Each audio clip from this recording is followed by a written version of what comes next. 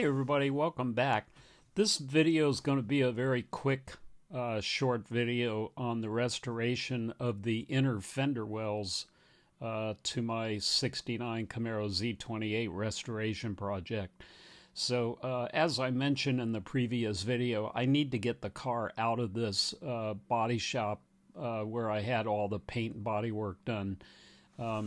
They're closed during the lockdown, and I need to get the car out of there. So anyway, I is going to just do, again, this very short video on the restoration here of these inner fender wells, which I think are a very important element of the restoration. You know, it's the first thing you see when you open the hood. So, and these were in fairly rough shape. They had surface rust on them. The one on the right side where the battery is was pretty corroded underneath where the battery goes. And but I have a real problem with buying the reproduction ones because they're not exactly right, and the holes are not there for the staples. For the little fabric flaps that go around the suspension and so on. So I wanted to retain the original inner fender wells. And these were, these had your typical undercoating on them and so on. And in this scene, I'm removing the staples for the suspension covers because I want to retain the original holes there. But anyway, on the reproduction ones, you don't get the holes, so you'd have to staple through, and that would be a little difficult. So, and these weren't completely wasted. So as you can see there's a lot of surface rust and so on, and undercoating. And I actually spent 2.5 days cleaning these up and getting them prepared for paint. But I think they turned out really nice. But as you can see there, I'm using a DA sander to get all the undercoating off and so on, which was just really a grueling task. But it came off fairly easily, but it's very dirty, grimy process. So I was really happy I was able to get this done. But as you can see here, it's not a fun job.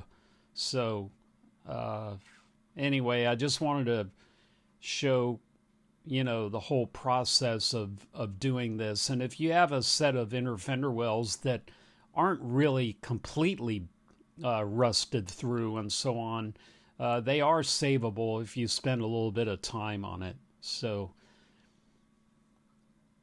just let the video run here. And I'm not going to show the priming and painting process like I did on the other stuff. It's pretty much all the same process. I pulled it into the paint shop and we used the air gun on it this time, unlike the subframe where I rattle canned it. But everything turned out really nice, and I'm very happy with the end result of these inner fender wells. They turned out really nice. They're pitted in some of those really bad rusted areas, but a lot of that stuff is not that noticeable when you open the hood. The main body of the fender well, as you see here, were still in really nice shape. So it's only down low in the hidden areas where the rust was really bad. And I did get most of that off and then coated it with the rust inhibitors and stuff like that. So coming up here, you'll see the end product. And I'm very, very happy with the way these turned out.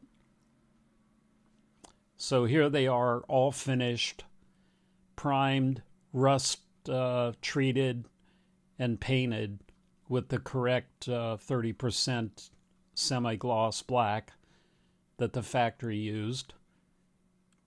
And they turned out really nice. So now that these are done, I can start getting the front end of the car back together again. And I'll be doing a set of videos on that.